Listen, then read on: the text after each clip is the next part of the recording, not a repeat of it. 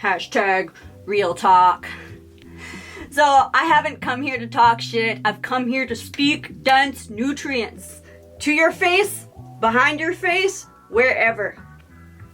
Hi there, and welcome to my channel at Observe Breathe. If you like the content in which I'm putting out, please feel free to subscribe, like, and hit that notification bell. My name is Observe Breathe, and this is Real Talk. To keep it real, like keeping it real. When keeping it real goes wrong. Have you guys ever seen the Chappelle Show and there's that one skit and the woman's like, I'll keep it real? Yeah, that's basically when keeping it real goes wrong. That's basically my life. So basically, what does it mean to keep it real? Because everybody has their own subjective truth of reality from their skewed and biased lens of perception, right? For me, the greatest definition that somebody gave me for truth is what happened and the result of what happened. Meaning, truth is the ripple from the cause. The interpretation and the opinions of that ripple is completely redundant. So if you punch a hole in the wall and somebody goes, hey, you punched a hole in the wall, don't get mad at the person who's telling you, hey, you punched a hole in the wall. If you know what I mean. So this is a show about illuminating what I call the individualized, conditioned state. So what does that mean? It's basically the thing that keeps us competing and against one another. It's the thing that keeps us feeling entitled to being douchebags. So this show is about illuminating the shady shit. You know what I mean? Like the things that people kind of hide in the undertones of our spiritual personas and the masks that we wear to appease others in society. Yeah, this show is a little bit about that, right? And basically the way I look at things is like, fuck your identity and fuck your character. I'm just gonna say it straight up, right?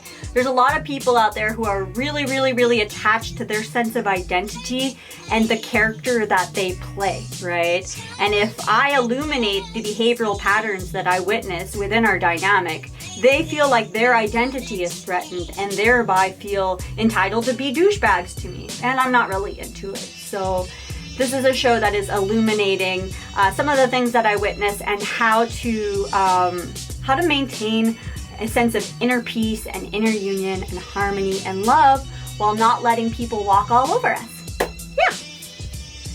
Because I'm a very kindred spirit and a very kind soul, and I have endured a lot. So now I am learning how to step up my gangster Care Bear love game. Yeah. So today's episode is on standards, boundaries, and expectations. We're also going to talk a little bit about prerequisites and what it means to be a fully embodied, sovereign being. So my quote for this week's episode is, I don't please pain bodies, I serve souls. Yeah, this is a line that I often say to people when they kind of, don't understand my style of love. Because for me, love is an illumination.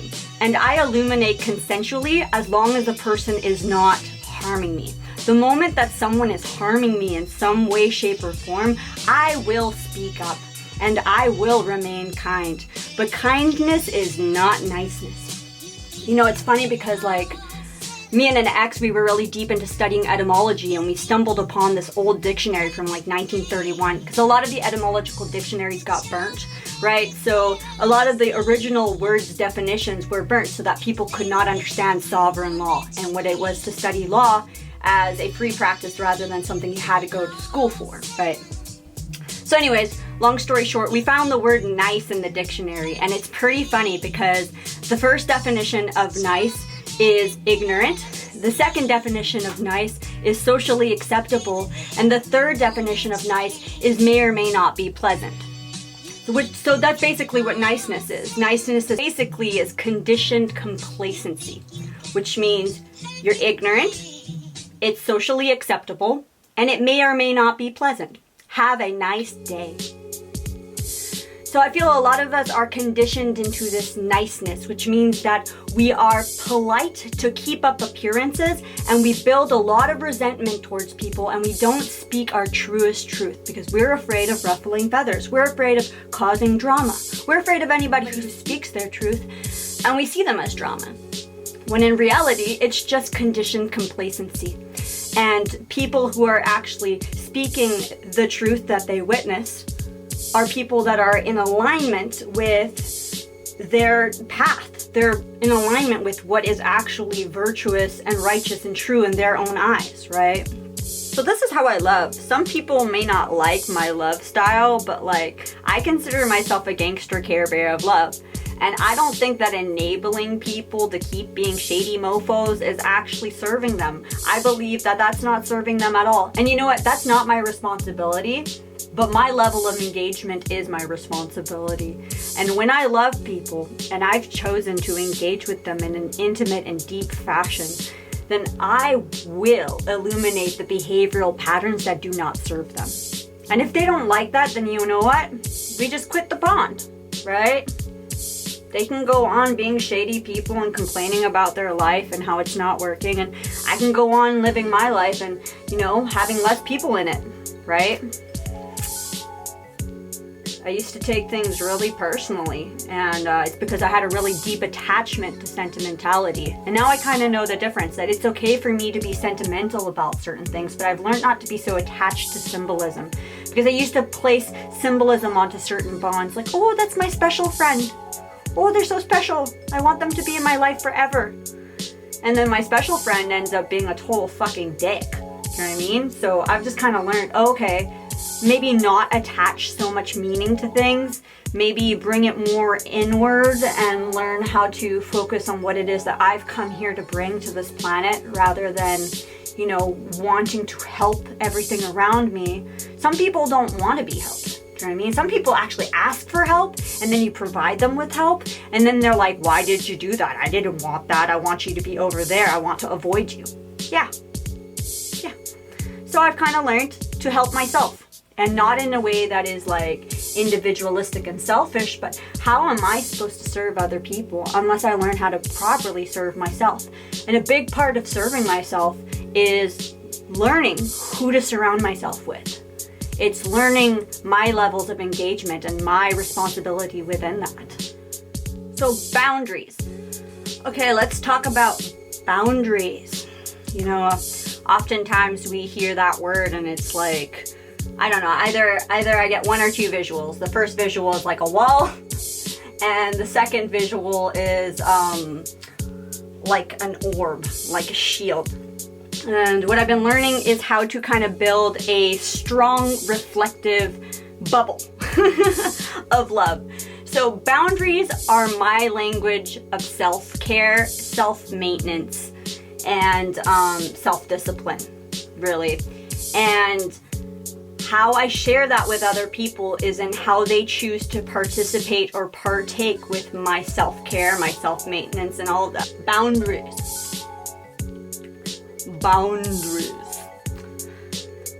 If I could summarize boundaries in one way, it's I am responsible for my levels of engagement. I am responsible for my self-care and my self-maintenance of my mental, my physical, my emotional. So it's getting to know the different types of boundaries, right? Because we have our verbal boundaries and we have our embodied boundaries. And there's a lot of boundary pushers out there. I have met a lot of boundary pushers when it comes to my sexuality, when it comes to my well-being and my peace, when it comes to a lot of things. So I have learned to filter things out, which will be in another episode as to how I categorize things to filter them out. And so in the end, what matters is basically how I observe the behavioral patterns and how I adjust my actions accordingly. So let's talk about the inner lover. Every single person has an inner lover, right? This is like how you connect to the world through your perception, through your experience. How is it that you romanticize reality? And I'm not talking about other people, I'm talking about you. Like, do you go out into the day and like have your bike rides and feel juicy as you're bike riding? It's like, yeah! Or do you just go about your day doing what you do because, you know, you're here in existence, right? So for me, it's been learning as to how to cultivate my inner lover, how to get other people to stoke my inner lover, and how I mutually stoke the inner lover of others. And, yeah, that's like my utmost priority. So people either stoke my inner lover or they're taking from it. So I've come here to mutually, compursively stoke the inner lovers of both myself and of others. So for me, a verbal boundary is basically sharing with someone, hey, this is how you can stoke my inner lover. When you do this, this degrades and diminishes my inner lover. But when you do this, this stokes my inner lover. If you wish to participate consensually, great. And if you don't, leave. Because I'm good. I'm good. I'm good on my own. I'm good with the people that I love who love me. I'm good.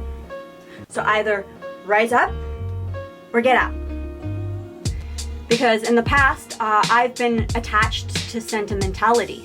And I have degraded my own boundaries because I have verbalized them and then failed to embody them. So the key to boundaries is not just knowing what they are. How do you take care of yourself? How do you stoke your inner lover? How do you maintain your peace, your happiness, your harmony? And then verbalizing them, how can you ask others in your reality to participate in mutually stoking your inner lovers? And third, but not least, is embodying them. If someone breaches your boundary, like I've had men, it's like I've had women too, but especially men breach my sexual boundaries where I'm like, hey, I'm not interested in anything that involves fluid exchange or any touch which isn't platonic. And I've woken up in the middle of the night with them trying to get in me. You know what I mean? And when I'm upset about it, they, react like they were entitled to breaching my boundaries. So I've had to learn how to embody my boundaries once they've been breached, which is basically a system of cutting people off. I might give 3 chances where I verbalize, and if the person actually rectifies change, great. But I've gone through a lot of bullshit, so now I act differently when it comes to my boundaries. Alrighty, so when it comes to boundaries, it's good to get to know what your needs and your preferences are, okay? Because everybody has needs, there's this whole shaming complex of, oh, you're needy. Need to poo, right? Need to drink water, right? Need to have shelter, right? Wear clothes, right? When it's cold, at least. Yeah, so we have needs, and it's good to know what those needs are. And then we have preferences, and realistically, those are things that we prefer. So everybody's needs and preferences are a bit different. I mean, of course, there's the universal needs that we all share as humans, but then we also have our preferences, right? Like need for connection. That's a really real thing, like they did this research that babies cannot survive without their mother's touch, right? So it's actually a really real thing. And we all have our different love languages, which I'm sure you've researched into, and those come into play as well.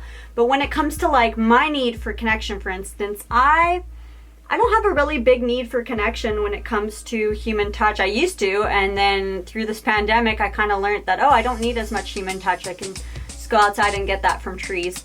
I can get that from creating my videos and doing what I need to do to feel creative and to feel creative release, right?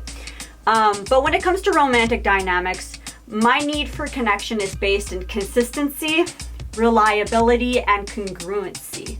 So congruency is if somebody says, hey, I care for you, and then they act really careless and selfish and entitled, that doesn't really follow through. You see what I mean? It's like when words and actions don't align, that's incongruency, right? Well, consistency is about rhythm. It's about regularity.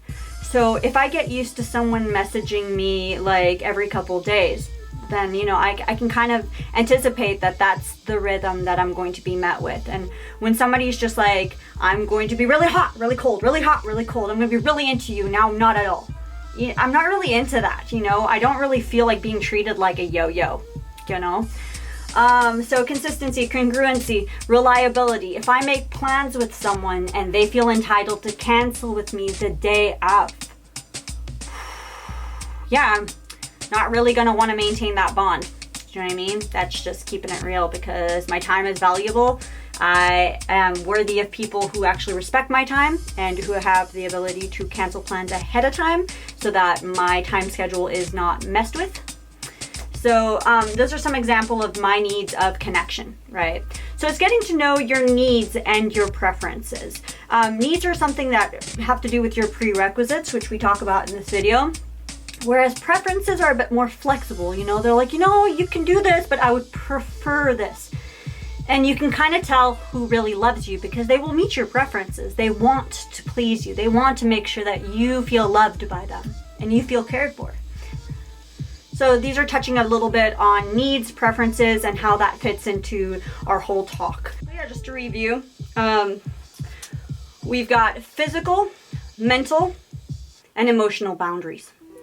So physical boundaries, that can involve your body, what you want touched, what you don't want touched, what you want done to you, what you don't want done to you. Your home, which is almost like an extension of your body. So when you want people to come over, what does that entail, right? Are you cool with people just dropping by and showing up, or are you not, right? Do you require people to behave a certain way in your home? Is that necessary for them in order to come into your home, right? How do you ask to be treated, right? So those are verbalizing physical boundaries, right? Your body, your home, your surroundings, your atmosphere, your environment, right? You are responsible as a caretaker for those, and you are responsible with your levels of engagement with other people and verbalizing those levels of engagement with other people. So the next is emotional. So this one's tricky because, oh man, I've had a lot of blurred boundaries with emotional, with speaking my emotional needs. Because there's a whole culture of dismissing emotional needs, you know, especially when it comes to patriarchy. I mean, just being straight up and blunt. And I mean, a lot of people hear about the patriarchy, they're tired of hearing about the patriarchy, but we're not going to stop talking about the patriarchy until shit actually changes, right? Because this is very real. Like, I have definitely gone through a lot of bullshit in my time here on planet Earth, let me tell you that. Okay, emotional boundaries. If you do this, I will do this. Cause and effect. If you compare me to ex-girlfriends, and that triggers my pain body, and I know it'll trigger my pain body, I will cut off contact. I will be done.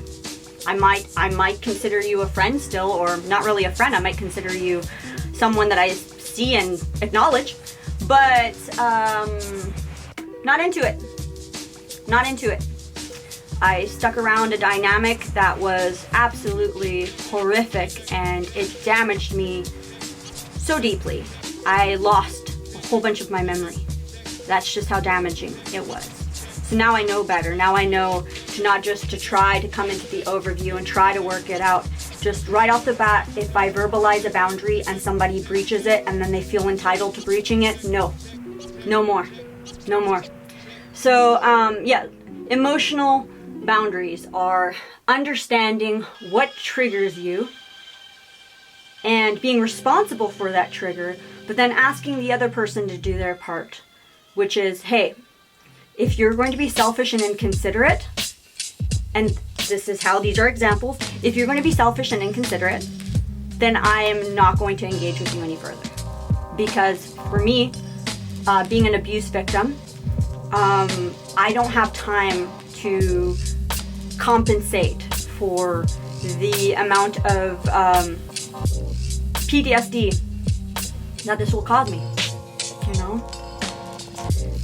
So that's an example of an emotional boundary, is understanding what triggers you, being responsible for that trigger, asking other people ahead of time to prevent that trigger from happening, or to not intentionally poke that trigger. It's different when somebody does it intentionally and feels entitled to it, in contrast to when somebody does it unintentionally and it's a bit of an accidental thing. But that's not what I'm talking about here. I'm talking about when people know your buttons and they push your buttons to feel powerful, and then they deflect and gaslight you, you know? So how to prevent that? Knowing yourself really well, knowing what's cool and what's not, verbalizing that, giving people the chance to participate in that. And if they rise to your standard, great. If they don't, then whatever. So that's emotional as well as mental. A mental boundary. Let's see. Mental, like say for instance, you need a certain amount of sleep, or you have something that keeps your mind right. Like for me, that's meditation, right? I like to wake up, I like to meditate in one way or another. And I had an ex, for instance, who liked to wake up and get right out of bed and go do stuff. So it was learning, okay, well, that's your style of meditation. This is my style of meditation. So for me, it was important that I got what I needed to meet my mental health needs. And so if somebody obstructs that and they try to get me to change my habits, which allow me to maintain that level of mental sanity and self-care, they can't be in my life. Just straight up. They just can't. I have tried to compromise with many people on many occasions, and now I've just learned that I don't need to. Not when I have people that do respect and honor me. You know, quality over quantity, really. And some people I feel are sent into our lives as lessons. You know, we think they're soulmates. We have these really deep spiritual connections, and then, you know, we're not able to transcend that ego. For me, I have no problem with ego. I've gotten to know my ego really well. I've gotten to learn to love the egos of other people. But when those egos turn on me and they try to get me to turn me against myself, I'm not into it. So that concludes the chapter of boundaries. Just to recap, mental, physical, emotional, ways in which we verbalize, we actualize, we ask others to partake, and how we implement our boundaries if they are breached, basically. So now we're going to talk about standards. You know, I didn't know what standards were for a long time because I thought standards were just this thing that people felt entitled to. You know, like, oh, I have this standard. I have this standard. And then I learned what standards are, and they've really changed my life. Standards are a matter of something you've learned to cultivate in yourself and you embody. And it took you probably a lot of work to learn how to embody this and how to cultivate this within yourself. And so you are allowed to ask other people to meet you there. Like, say for instance, I have done a lot of inner work when it comes to self-reflection.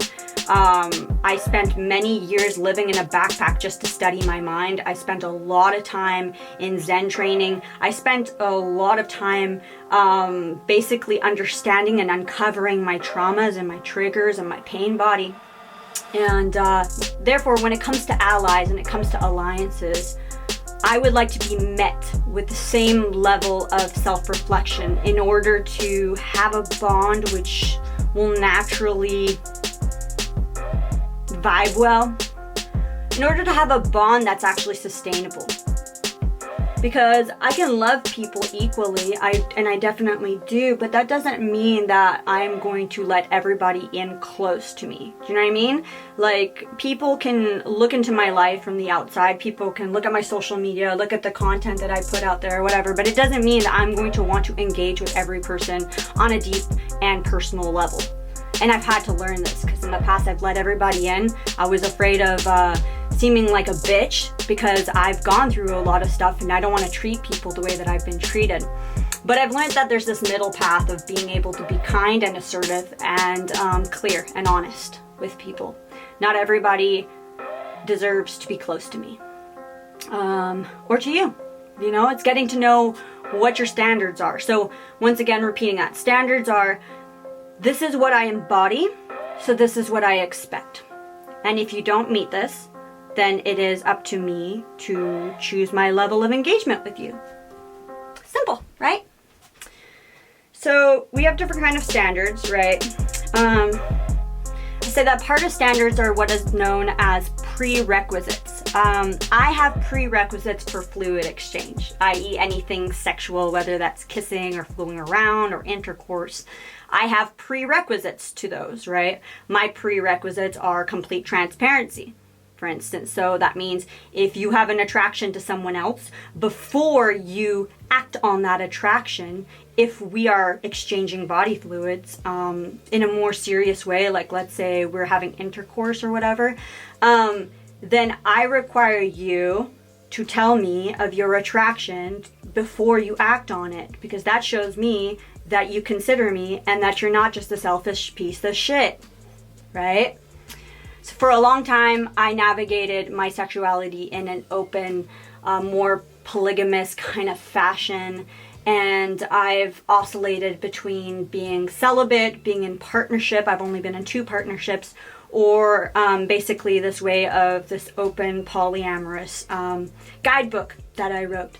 I actually wrote a book. So now, you know, if I want to navigate my sexuality this way, I can. So basically, transparency, full transparency, speaking about attractions before acting on them, considering me, speaking about what is witnessed in the psyche, just being fully fucking raw and honest, really. Some people say the truth hurts. I'm okay with it. I actually think what hurts is hiding the truth. Yeah, I think that the truth for me doesn't hurt. Hiding the truth wastes my time. Yeah, so I consider it disrespectful.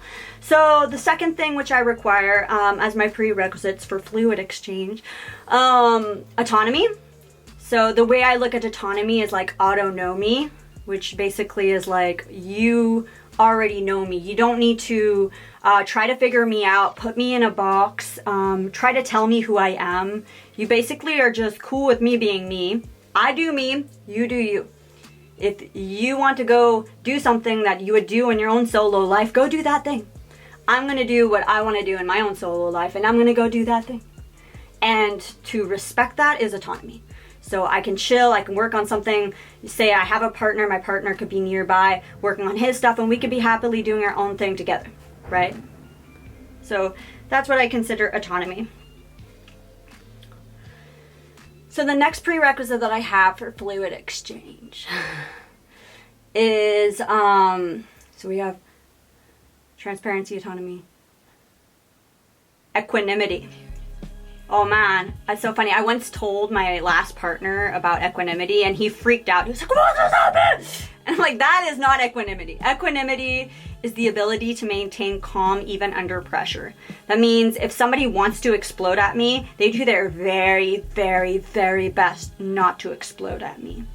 You know, I do my very best not to explode at people. It's taken a lot of years of learning how to cope with my emotions and then find a way to articulate my insight kindly but assertively. And yeah, so basically equanimity is really important to me. I'm not into people who just feel entitled to lashing out and throwing tantrums. So we got transparency, autonomy, equanimity. Oh yeah, accountability. So accountability is the ability to take into account. Oh, I did this action. It caused this reaction. Oh, I see that, right? So it's the ability to actually have ownership of how our actions can impact other people and being responsible for those. I've met a lot of people who pretend to be accountable, but there's a very big difference between admitting your shady shit and then continuing to do it and feeling entitled to it, and actually seeing how your shady shit is suboptimal for the people that love you, and actually choosing to want to change that shady shit and actually changing that shady shit, right? So those are my prerequisites. So those are examples. Prerequisites are something that you require in order to exchange a level of engagement with someone. And it is totally cool. It's part of having standards, is actually knowing your prerequisites. So an idea of a prerequisite would be, I ask this of you. It is required in order for me to provide you with this level of engagement. That choice is sovereignty, right? That choice is understanding I am a sovereign and whole and complete being, and that within me, I am already love. I am already good, right? So I have a choice. And a lot of us don't remember that we have that choice because, like I said, we're really conditioned to be polite and to please people. So last but not least, we have expectations. So this whole spiritual Western movement has us thinking that expectations are like this bad thing and that we shouldn't have expectations. And I know that they're in I know that in the 4 agreements there's that part of like don't have expectations. But I would just like to elaborate on this, right? What are expectations? I say that healthy expectations are based on agreements. When you have an agreement with someone, you've shared with them your standards, you've shared with them your boundaries, you've shared with them your prerequisites. They know how to treat you because you have verbalized it very clearly and often. You are allowed to have that expectation that they will treat you well because they've agreed upon it. And if they don't, it's your responsibility to adjust your actions accordingly and to either remove yourself or to offer them a way in which they can rectify the harm that they have caused. So I'd say that expectations aren't a good or bad thing. It's definitely good to have ownership of your own reality and your own sovereignty when it comes to your level of engagement and understanding that. And it's definitely good to live life not knowing what's gonna happen and really like just choosing to partake in the mystery and to be responsible for your mindset throughout it. But when it comes to my alliances, I am completely and totally fine with expectations. It's like if your mother told you to take out the garbage. Yo, Tuesday, take out the garbage. And you don't take out the garbage on Tuesday, she's gonna be pissed. Do you know what I mean? That's just reality, right? So that doesn't mean that like someone is less spiritual because they have an expectation. It means that they know what they deserve, they know what they require in order to maintain an engagement with you. And if you don't meet that, they feel the right to be upset about that because that's what's natural. So this basically concludes my real talk, which might just seem like a lot of bitching, but this is like some practical insight as to things I've discovered and how to put them into words to share with other people. So yeah, you know, keep loving, keep being the gangster Care Bear of love, keep addressing what you witness kindly and assertively, keep adjusting your actions accordingly to that which serves your inner lover, your inner union, your connection with existence itself, all right? I'm sending you guys so much love and happy existence. You keep shining, all right? And hopefully some of this information serves you to awaken your inner badass. Yep. And it's all about being a badass Care Bear gangsta of love. Not letting yourself feel like you're being walked all over, but also being strategically, humorously compassionate and kind. That's kind of the middle path that I like to walk. Hashtag real talk.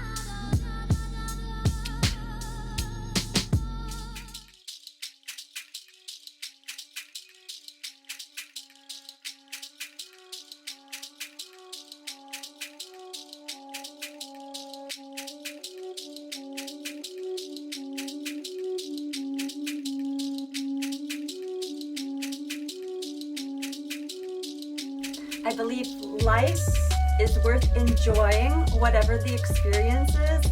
At least we are existing, and so I created the Happy Existence shirt.